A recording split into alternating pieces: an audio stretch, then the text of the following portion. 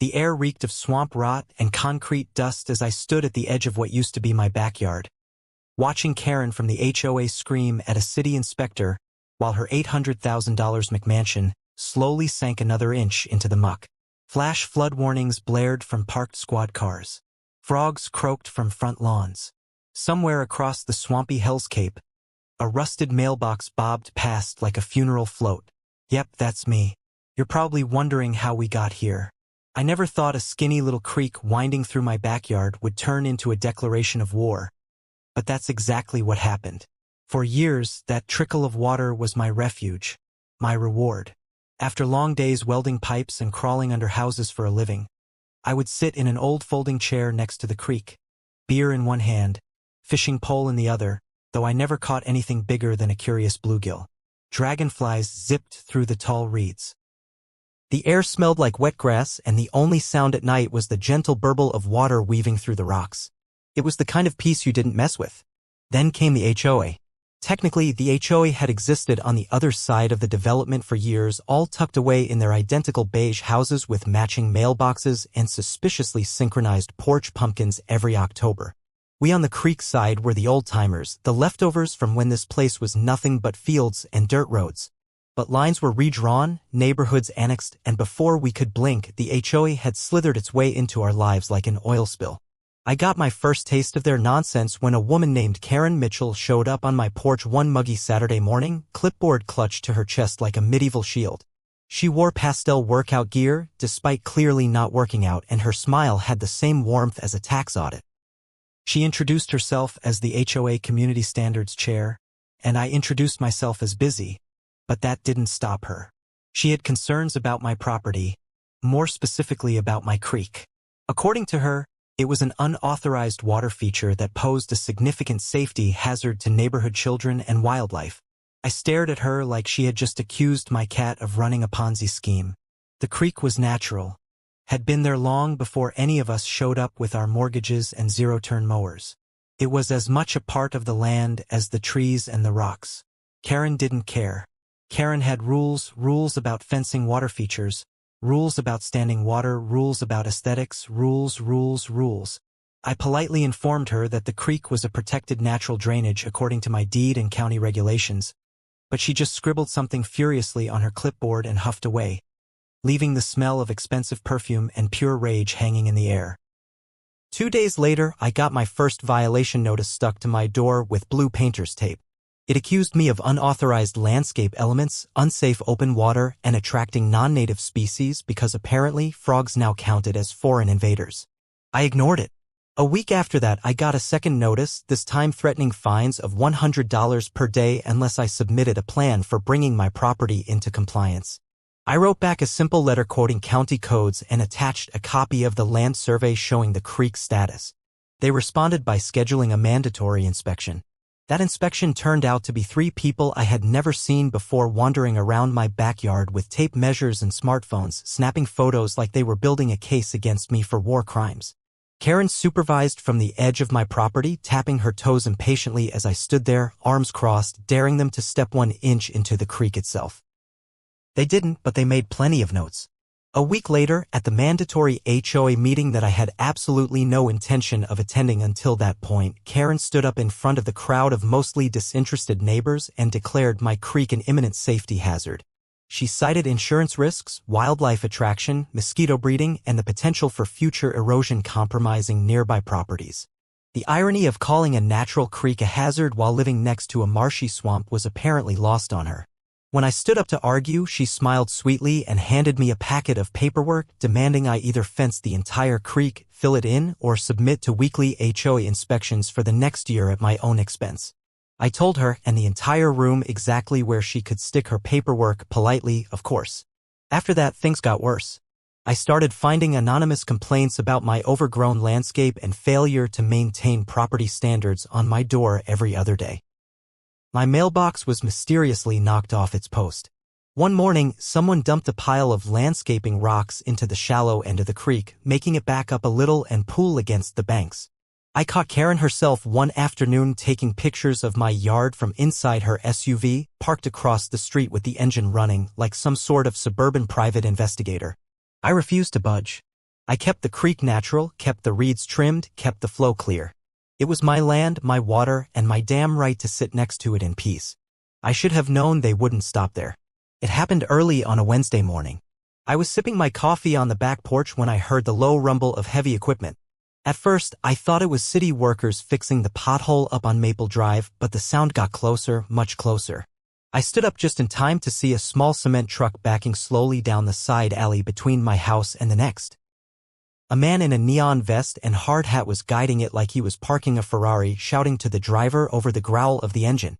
I sprinted down the steps and across the yard just as they positioned the chute directly over the upper curve of my creek. "Hey!" I shouted, waving my arms. "What the hell do you think you're doing?" The guy in the vest barely glanced at me. "Just following work orders, sir. Drainage mitigation project approved by the HOA." Before I could get another word out, the chute swung down and a thick gray slurry of wet concrete began pouring into the creek. I lost it.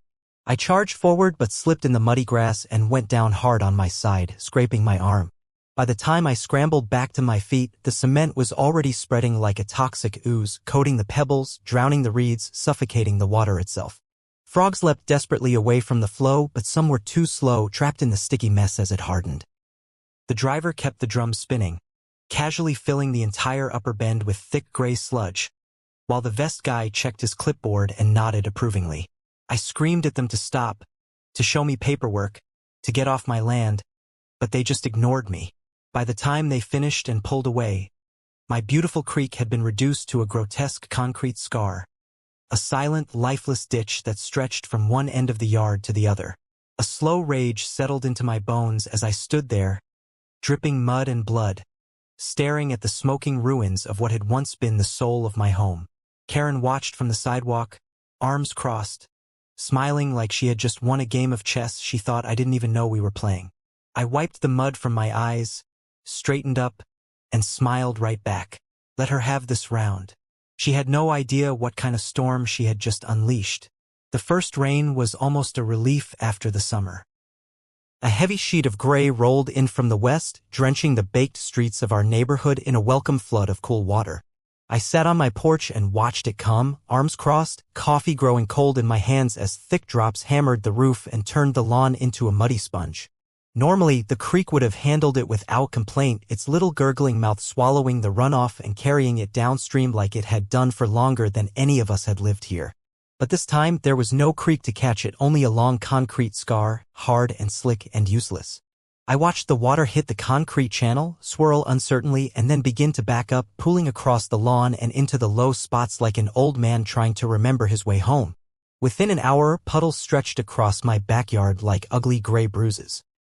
By noon, the sidewalk out front was ankle-deep in murky runoff, small pieces of mulch and trash spinning in lazy circles where the storm drains clogged.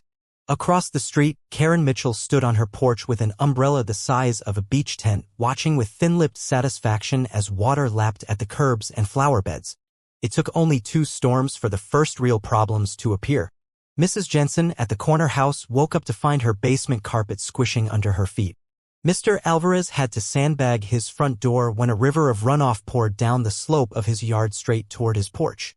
The gutters on Maple Drive overflowed so badly that the whole cul-de-sac turned into a stagnant pond, trapping a couple of unlucky cars up to their wheel wells in dirty brown soup.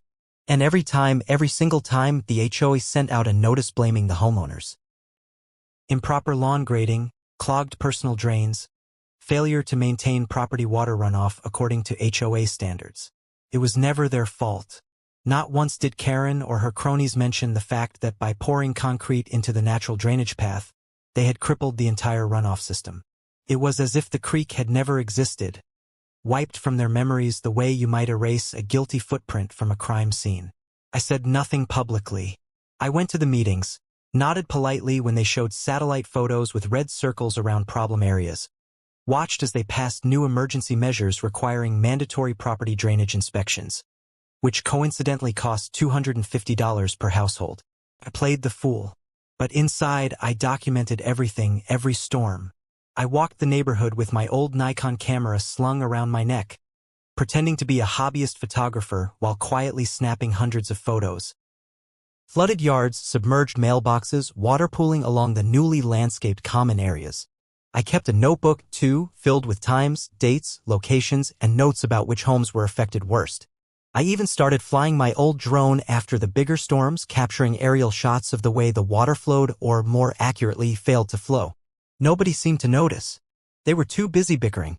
Because as the water problems got worse, so did the tension between neighbors.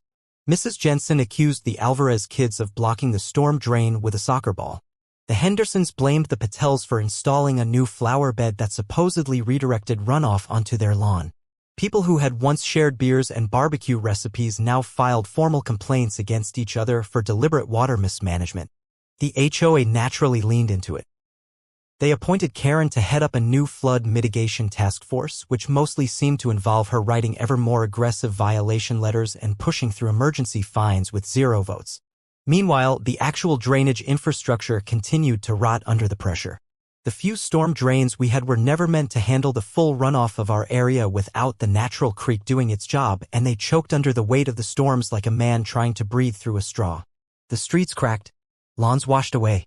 Mold crept up the sides of garage doors. And still, somehow, the blame always seemed to land at the feet of the residents. I heard one neighbor muttering bitterly at the mailbox one morning that maybe Karen ought to fine herself for not controlling the weather. The sarcasm was getting thicker than the floodwater. I said nothing, just nodded sympathetically and tucked another set of printed photos into my growing evidence file. It wasn't just the water that was rising. It was resentment, thick and ugly, building pressure under the surface of our tidy neighborhood like steam under a cracked kettle lid. You could feel it in the way people avoided each other's eyes at HOA meetings, the way whispered conversations cut off abruptly when certain board members walked past. And Karen? Well, Karen seemed to thrive on it. She strutted around with her HOA badge like it was a sheriff's star, relishing every new complaint, every new fine levied against homes she didn't like. She even made a special visit to my door one afternoon, fake smiling and informing me that, due to ongoing drainage issues, I was required to submit a full landscaping plan for review by the end of the month. I asked if the plan needed to account for the literal wall of concrete they had poured into my property without my permission, but she just blinked slowly and said that any alterations to the current drainage structures were subject to further fines.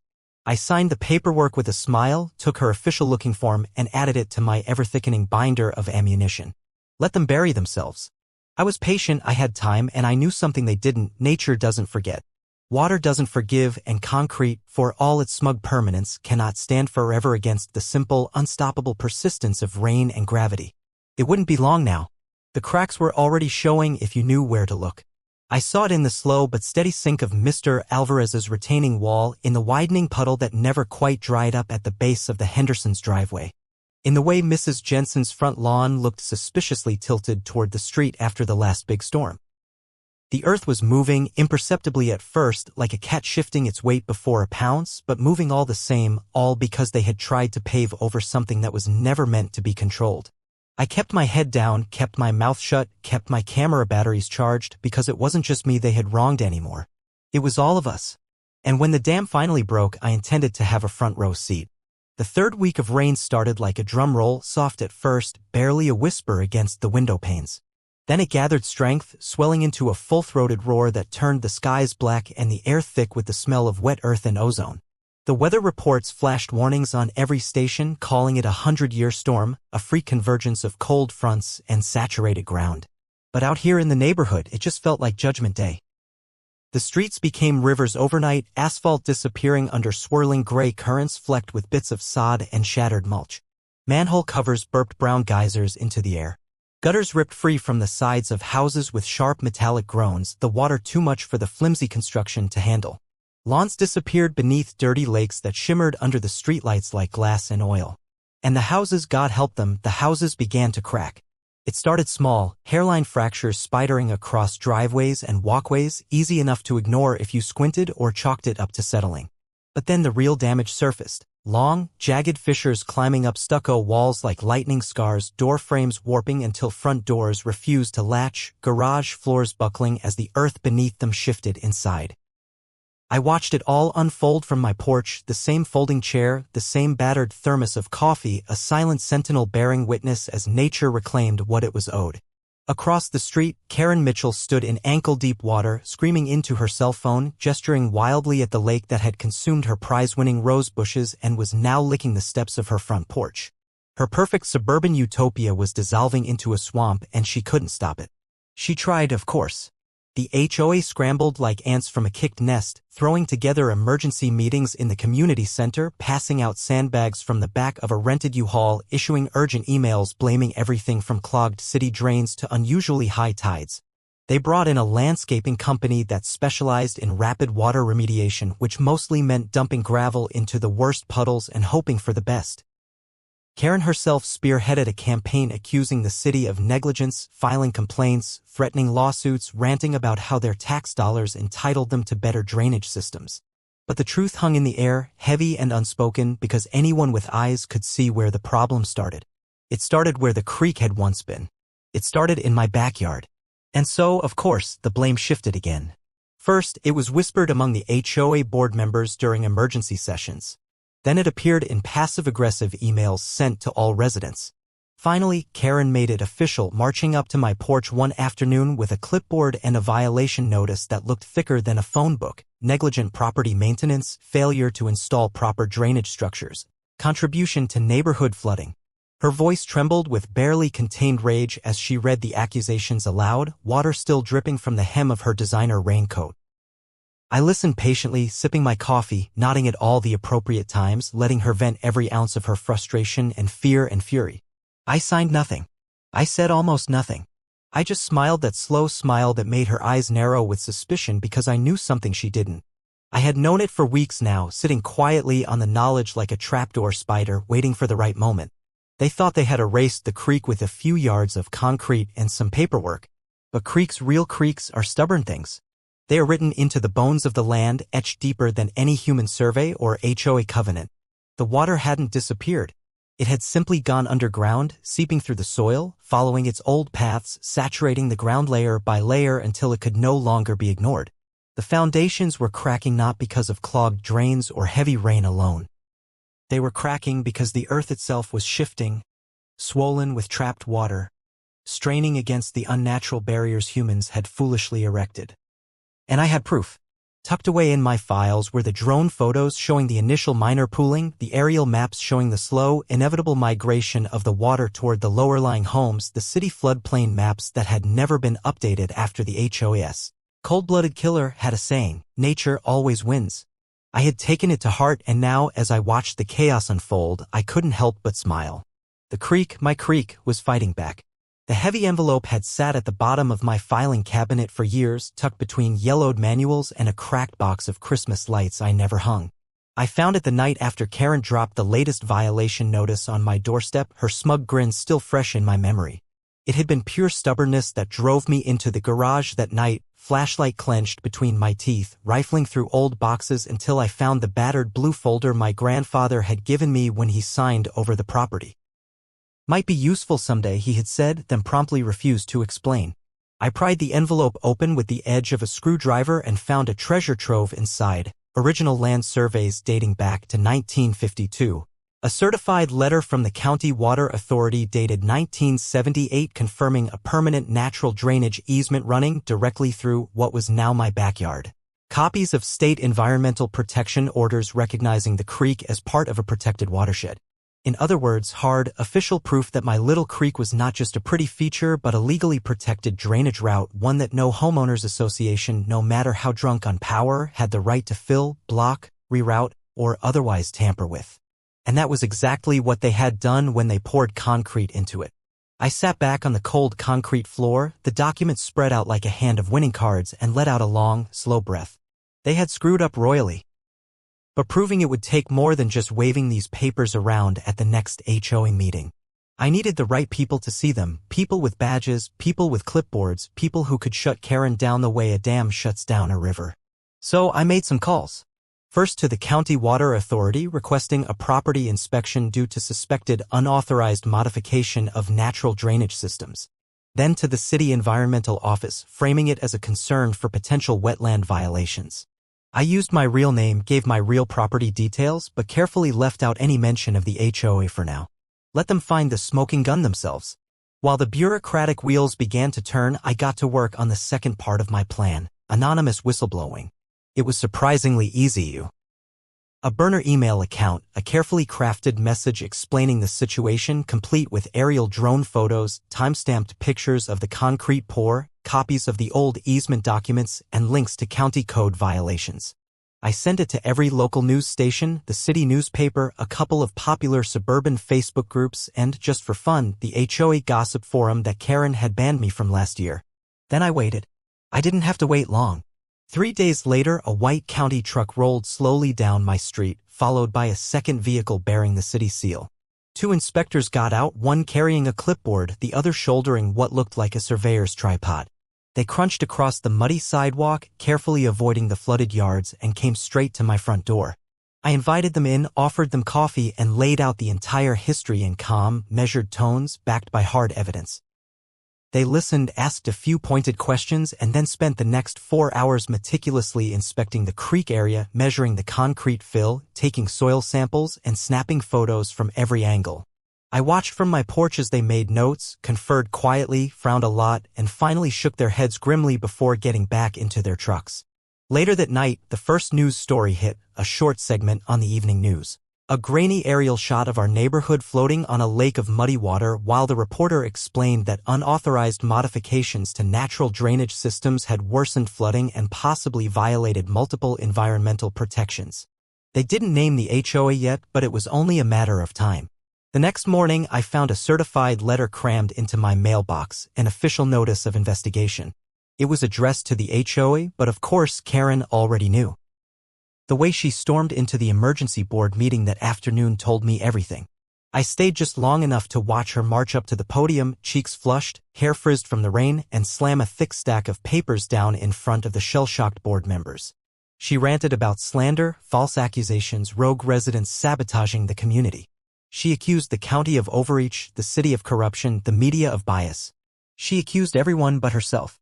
Meanwhile, behind her, the projector screen flickered to life, showing images that had clearly been pulled from the whistleblower packet, photos of the concrete truck pouring into my creek, maps of the natural easement running straight through my property.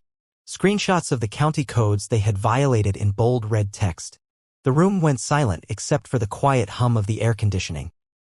Even the board members, normally quick to nod along with Karen's every decree, shifted uncomfortably in their seats, eyes darting to each other, to the floor, anywhere but at her. She was cornered, and she knew it. But Karen was nothing if not stubborn. She doubled down, claimed the concrete was a temporary erosion control measure, insisted that the HOA had the right to beautify common areas, even hinted that she had verbal permission from someone at the county to make improvements. But when one of the quieter board members timidly asked for written proof, Karen's mouth snapped shut like a steel trap. Because there was none, and she knew it. That night, the second wave of news coverage hit, this time much harsher. Words like illegal, reckless, and potential civil and criminal penalties were thrown around with relish. Several residents were interviewed, some on camera, expressing their outrage, their fears about property values, their concerns about mold and foundation damage. A local environmental watchdog group picked up the story and started circulating a petition demanding a full investigation and restitution for affected homeowners. Within a week, the county posted official violation notices on the community center doors. City inspectors began knocking on doors not to issue HOA fines but to conduct property inspections related to flooding and foundation integrity. Lawsuits started brewing in the background, rumors spreading like wildfire that several homeowners were planning to sue both the HOA and individual board members for negligence and property damage. And at the center of the storm stood Karen, desperately trying to plug the leaks in a ship that was already halfway underwater. She tried to rally her loyalists, the few die-hard rule followers who still believed in the righteousness of HOA governance, but their numbers dwindled with every soggy basement and cracked wall. She tried to spin the narrative, claiming victimhood, alleging conspiracies, but nobody was buying it anymore. The neighbors who once nodded along to her tirades now crossed the street to avoid her. The board meetings, once packed with sycophants, now barely scraped together a quorum. Her kingdom was crumbling, and she had no idea how to stop it. I watched it all unfold from my porch, sipping my coffee, flipping through the growing stack of news articles and legal notices with quiet satisfaction. Because Karen might have had the HOA by the throat once, But now the county, the city, the news, and the law had her by the ankles, dragging her down 1 inch at a time. She had built her empire on arrogance and asphalt, poured her false confidence into concrete, and in doing so, she had forgotten the most basic rule of all. Nature always wins. And this time, it was going to win in spectacular fashion. The first set of city citations hit like a thunderclap. Thick envelopes crammed into every HOA board member's mailbox, each bearing the grim weight of official government letterhead and legal language sharp enough to cut steel. Karen's face when she opened hers was something I would have paid good money to see. But the real show came later that afternoon when the city posted the first red tags on the front doors of a dozen homes, including hers: unsafe structure, unstable foundation, immediate occupancy restrictions pending remediation. In plain English, their dream houses had been declared unfit to live in. I sat on my porch and watched as families stood dumbstruck in the rain, staring at the bright orange warning placards like they couldn't quite process what was happening. Movers' vans clogged the streets within days, engines rumbling as bewildered homeowners scrambled to save what they could from houses that had begun sinking into the earth like slow-motion shipwrecks. Karen tried to fight it, of course. She hired a lawyer, threatened to sue the city, screamed at the inspectors in her driveway until her voice cracked, but it was no use. The damage was too obvious, the evidence too overwhelming, the paper trail of negligence too thick to ignore. The final nail came from the insurance companies. When the first claims rolled in for water damage, foundation collapse, and mold remediation, the adjusters swooped in like vultures and pecked the corpses clean. Act of negligence, they said. Policy violations, failure to maintain proper drainage structures. Denied, denied, denied. No payouts, no repairs, no hope. Without insurance money, the homeowners were trapped, their properties worthless, their mortgages bleeding them dry. Foreclosure notices started appearing in windows like paper ghosts. Karen's own home, once the pride of the neighborhood with its manicured hedges and faux Greek columns, was the first to be condemned outright. By the end of the month, she was living in a borrowed RV parked at the far end of the development, the wheels slowly sinking into the same mud she had unleashed. The HOA collapsed not long after.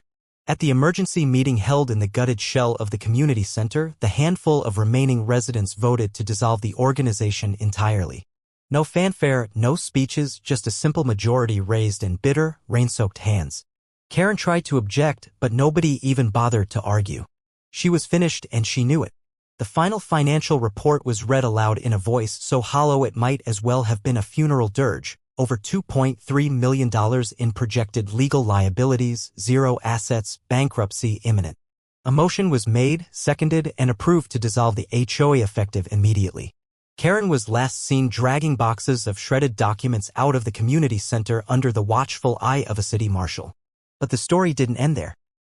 Because even as the HOA died its well-deserved death, the neighborhood faced a choice: try to patch up the broken system the old way or return to the land's original wisdom. The vote to restore the natural drainage passed with almost no opposition. The county environmental office offered grants for watershed restoration. Volunteers lined up to help. Even some of the displaced homeowners who had once snubbed me offered to pitch in. For weeks, we dug, shoveled, and planted, peeling back the concrete scars to reveal the soft, thirsty earth beneath. We rerouted the water along its old path, not with pipes and pumps and asphalt, but with native grasses, willow trees, and carefully placed stones. The first time the creek flowed again, clear and laughing through my backyard, it was like hearing an old friend call my name after a long absence. I sat beside it, legs dangling in the cool rush of water, and smiled as the dragonflies returned. The frogs croaked in the reeds and the land itself seemed to exhale in relief. But I wasn't quite finished. One sunny morning, while the neighborhood bustled with the sounds of rebuilding and renewal, I planted a small wooden sign at the head of the creek where it curved into my property. I carved the letters myself with a whittling knife, slow and deliberate, until the message stood out clean and bold for anyone passing by to see. Nature always wins. It wasn't spite. It wasn't gloating. It was truth, pure and simple. For all their rules and fines and concrete and arrogance, they had forgotten the oldest law of all: no matter how high you build your walls, no matter how many papers you sign or stamps you press, you cannot conquer the land forever. It remembers. It waits. And when the time is right, it reclaims what is its own. Karen left the neighborhood shortly after that, towing her battered RV behind a rusted pickup truck with a cracked rear window. No farewell party, no parade. Just a few curious glances and a lot of relieved sighs. The house she once lorded over now sat abandoned, half swallowed by the very swamp she had helped create, a monument to hubris and stupidity. The new families who moved in never asked much about the past. They saw the restored creek, the lush wetlands, the healthy trees and thriving gardens, and they were content to let the land tell its own story. A better story, a lasting one. Every so often, I still find myself sitting by the creek, watching the water dance over the stones, listening to the frogs sing at sunset, feeling the earth solid and sure beneath my boots. I run my fingers over the rough wood of the sign and smile to myself because I know what it costs to win this peace. And I know that no matter what comes next, no matter who tries to tame it or own it or reshape it, the land will endure. It will remember. It will win just like it always has.